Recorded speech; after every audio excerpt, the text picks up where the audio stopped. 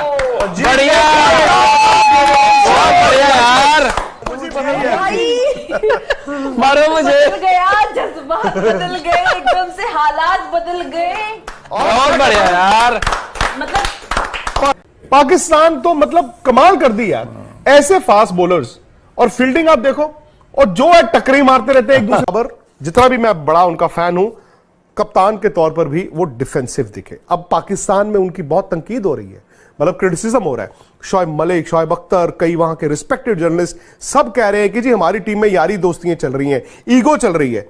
और मुझे लगता है कि बाबर को अब सामने आकर इस चीज को मिटाना होगा, क्योंकि उनके मिडिल ऑर्डर में बहुत ज्यादा प्रेशर आ जाता है। रिजवान ऊपर से रन बनाते हैं, लेकिन रिजवान गेंदे बहुत खा जाते हैं, और जब आप इतनी गेंदे खा जाएंगे तो आपके जो रन होंगे, जितने आप रन बनाते रहेंगे, गेंदे खाते रहेंगे, उतना फिर आपके मिडिल ऑर्डर पे प्रेशर रहेगा। हर मैच में करिश्मा नहीं होगा, हर मैच में आके आसिफ अली छक्के नहीं मारेंगे, हर मैच में आकर नवाज उस तरह